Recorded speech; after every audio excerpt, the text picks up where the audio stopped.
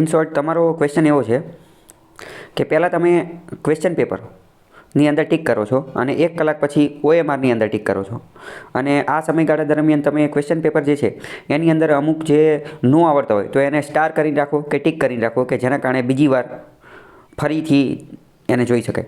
અને એ તમે એવા ટીક કરો છો કે જેને એલિમિનેટ કરીને રાખેલા હોય અથવા સ્ટેટમેન્ટ વિધાનવાળા વાક્ય હોય, 4 વિધાન આપ્યા હોય તો 1 કે 2 તમને ખબર હોય, અથવા તો તમે 50-50માં હો, અથવા તમને ખબર હોય કે ABCDમાંથી B તો આવતો જ નથી એવા હોય.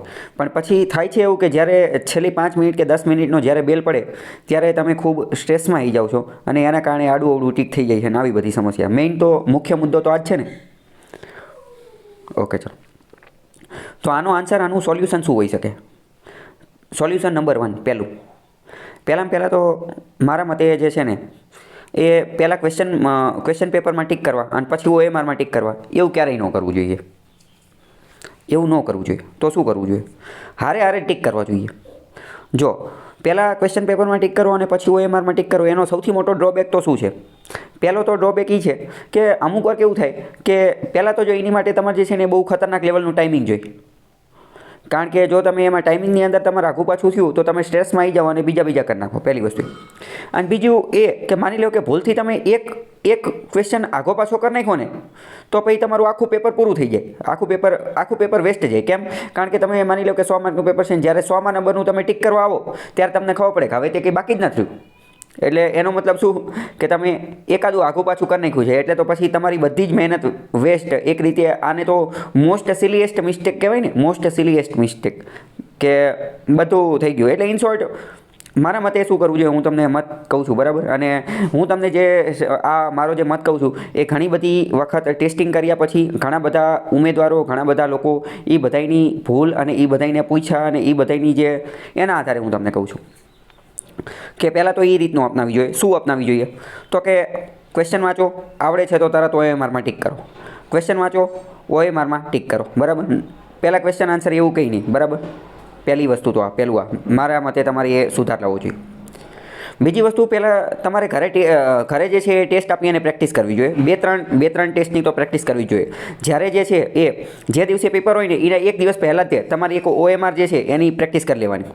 OMR કોરી લઈ લેવાની અને એની જે છે પ્રેક્ટિસ કરી લેવાની. સામાન્ય રીતે આવું કોઈ કરતું હોતું નથી, પણ હું તમને કહીશ કે એ કરવું જરૂરી છે, બરાબર? બીજી વસ્તુ. ત્રીજી વસ્તુ શું કે તમે જો નોટ બનાવતા હોય તો અત્યારે આ બધી વસ્તુ લખી નાખો. પહેલું કે હંમેશા જે છે એ પેપર અને OMR બેયની અંદર હારે જ લખવું, બરાબર? પહેલી જ સુઝાવ એ છે. બીજું એ કે એક પ્રેક્ટિસ કરવી, પ્રેક્ટિસ ટેસ્ટ એક આપી દેવી, બરાબર? ત્રીજા નંબરની વસ્તુ,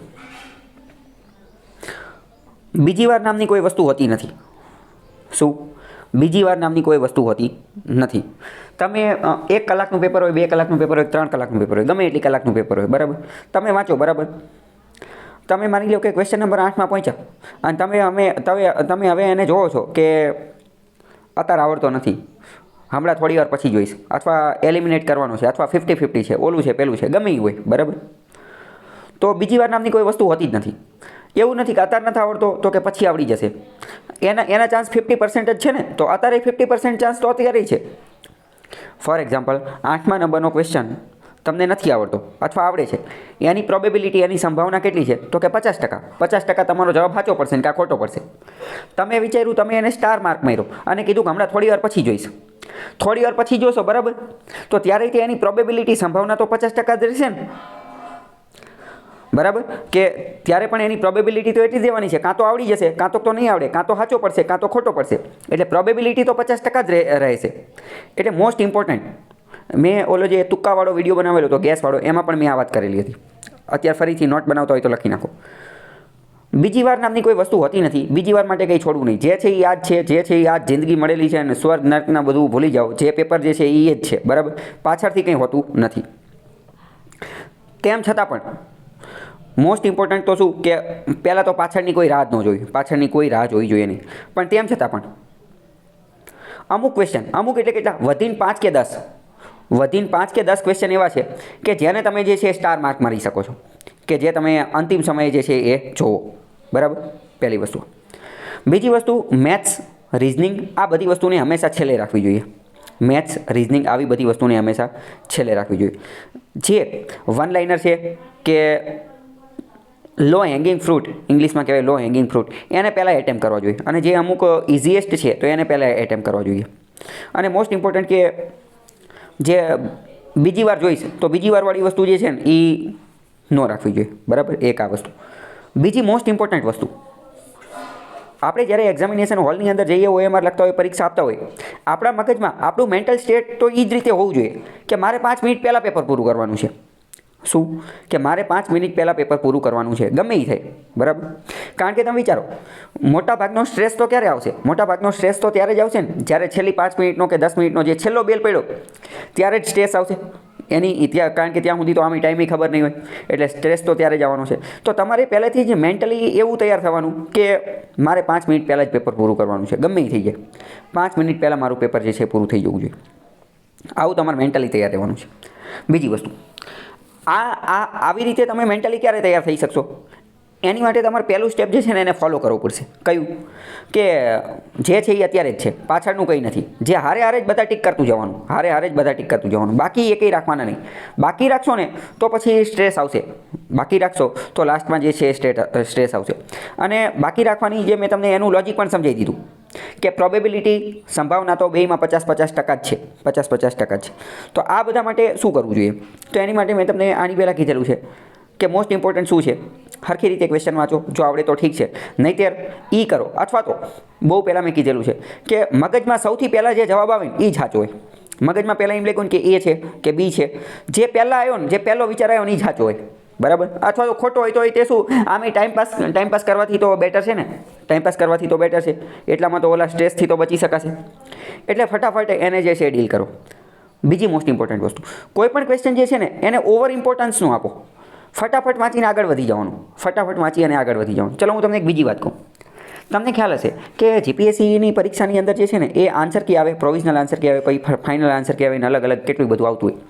એ બધાની અંદર તમે એક વસ્તુ નોટ કરેલી હશે કે ઘણા બધા ક્વેશ્ચન કેન્સલ થાય છે. બરાબર, તો કેન્સલ થાય છે એનો મતલબ શું? કે આ જે ક્વેશ્ચન રહ્યા ને એ રદ કરી નાખવામાં આવે છે. એટલે કે એના માર્ક ઇક્વલી ડિસ્ટ્રીબ્યુટ કરવામાં આવે છે, અથવા તો એના માર્કને રિમૂવ કરી દેવામાં આવે છે. એ જે કરે ઇટ ડઝન્ટ મેટર, પણ ક્વેશ્ચન કેન્સલ થાય છે એ વાત તો ફાઇનલ છે, એમાં કોઈ વિવાદ નથી. હવે માની લો કે 16મા નંબરનો ક્વેશ્ચન છે, 16મા નંબરનો ક્વેશ્ચન કેન્સલ થઈ ગયો. બરાબર, પણ હવે તો તમે તો એક્ઝામિનેશન હોલની અંદર 16મા નંબરના ક્વેશ્ચનની અંદર 3 મિનિટ બગાડી હતી. લોસ કોનો ગયો?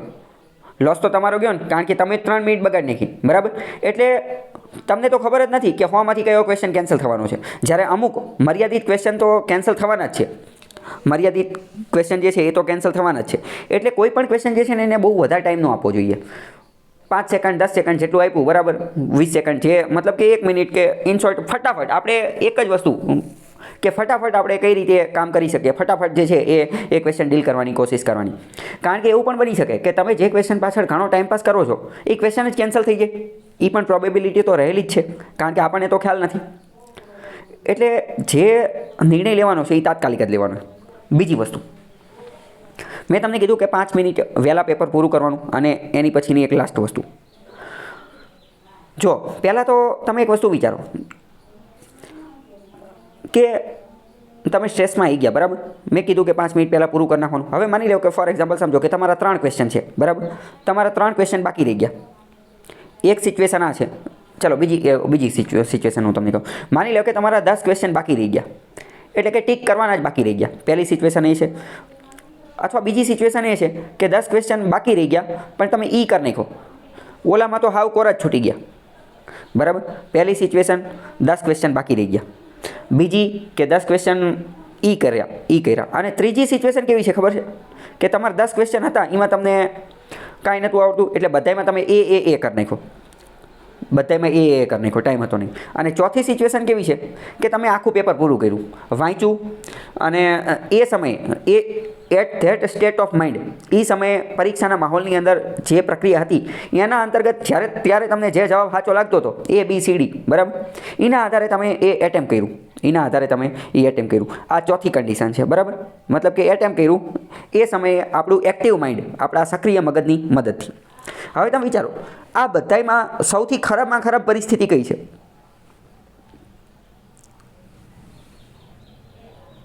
બાકી રહી ગઈ તો સૌથી ખરાબમાં ખરાબ છે, બરાબર. હવે તમે વિચારો સૌથી સારામાં સારી પરિસ્થિતિ કઈ છે? એટેમ્પ કર્યા, કારણ કે જે તમે એટેમ્પ કર્યા બરાબર, તો એ તો તમે તમારા એક્ટિવ માઇન્ડ સક્રિય મગજથી કરેલા છે ને, સક્રિય મગજથી. હવે જો તમે ઈ કર્યા તો તો એમાં ખાલી તમારા માઇનસ બચશે, બીજું કંઈ થશે નહીં. માની લો કે તમે બધામાં એ કરી નાખ્યા, તો એમાં તે તમારું માઇન્ડ તો એક્ટિવ રહ્યું નહોતું ને, એની એ રીતે પ્રોબેબિલિટી 0 પણ થઈ શકે છે, બરાબર. યા તો 50%, 25% રહે, કારણ કે 4 ઓપ્શનમાંથી એક સાચો જવાબ આવતો, એટલે તમારી પ્રોબેબિલિટી 25% રહે. જ્યારે ઓલામાં તો તમારી પ્રોબેબિલિટી વધી જશે. અને ઇન શોર્ટ એ બધું છોડો, તમે તમારા એક્ટિવ માઇન્ડથી એ બધું કામ કરેલું છે, ત્યારે તમને કોઈ સ્ટ્રેસ નહીં હોય કે એવું કંઈ નહીં હોય. તો મોસ્ટ ઇમ્પોર્ટન્ટ શું? હંમેશા મગજમાં એક વસ્તુ, પેપર પૂરું કરવાનું છે. સામ દામ દંડ ભેદ, બાય હુક ઓર ક્રૂક, ગમે એ રીતે થાય, પેપર પૂરું કરવાનું છે. એની માટે તમારે એ જ ઓલું રાખવાનું કે 5 મિનિટ પહેલાં આપણું પેપર પૂરું થઈ જવું જોઈએ. અને અત્યારે હવે મેં તમને જે લોજિક સમજાવ્યું, એના આધારે જ્યારે તમે પેપર પહેલી જ વાર લખતા હશો, ક્વેશ્ચન આન્સર જ્યારે ડીલ કરતા હશો, ત્યારે તમે બીજી વાર કંઈ રાખવાનું નથી કે ભાઈ જે છે એ અત્યારે જ છે, બરાબર. એક આટલી વસ્તુ યાદ રાખવાનું. બીજું એ મગજમાં જે છે ને એક એવું સેટ કરી નાખવાનું કે જો છેલ્લી ઘણી બધી વાર કે હું અમુક લોકો હોય કે છેલ્લી 5 મિનિટની અંદર જે છે એ બહુ વિચારતા હોય ને, ઓલું સ્ટ્રેસમાં આવી જતા હોય ને, ગમે એ ટીક કરી નાખતા હોય. એક વસ્તુ મગજમાં જે છે ને ફિટ કરી નાખો. એ સત્ય છે કે અસત્ય છે એ તો આપણે સાબિત નથી કરી, પણ એવું તમારે મેન્ટલી એવું વિચાર લેવાનું કે જો છેલ્લી 5 મિનિટમાં કાંઈ હું ટોપર નહીં બની જાઉં, અને છેલ્લી 5 મિનિટમાં કાંઈ હું પાસ નહીં થઈ જાઉં, બરાબર. પહેલી વસ્તુ. બીજી વસ્તુ તમારે એ વિચાર લેવાનું, અમુક વાર તમે કીધું ને કે આપણે અમુક વાર અમુક ક્વેશ્ચન જે છે ને એને સ્ટાર માર્ક રાખી અને છેલ્લે માટે રાખતા હોઈએ છીએ, બરાબર. તો તમારે એ સમયે તમારે એવું વિચાર લેવાનું કે આ એક જ ક્વેશ્ચનથી કંઈ હું મેરિટમાં આવી નહીં જાઉં, અને એક જ ક્વેશ્ચનથી કંઈ હું મેરિટમાંથી નીકળી નહીં જાઉં. હા, પોસિબિલિટી છે, આવી જશો, નહીં આવી જાઉં, પણ તમારે મેન્ટલી એવું વિચારવાનું કે આ એકથી હું નહીં આવી જાઉં કે એકથી હું રહી નહીં જાઉં. કેમ? કારણ કે એવું બની શકે ને કે માની લો કે તમે એમાં ઘણો ટાઈમ બગાડ્યો અને હાલો તમે મેરિટમાં આવી ગયા, પણ એનાથી બેટર બીજી પોસિબિલિટી એવું પણ હોઈ શકતી હતી ને કે એની બદલે તમે બીજા ક્વેશ્ચનમાં ટાઈમ આપી શકતા હતા, અને બીજો જે સારો ક્વેશ્ચન હતો, જે ઇઝી ક્વેશ્ચન હતો, કે જે તમે એટેમ્પ કરી શકતા હતા, તો તમે આજે એક માર્ક જે લેવા માટે અહીંયા જે ફાંફા મારતા હતા, તો એ તો તમને બીજી જગ્યાએ સરળતાથી મળી જતો હતો. એવું પણ બની શકે કે નહીં?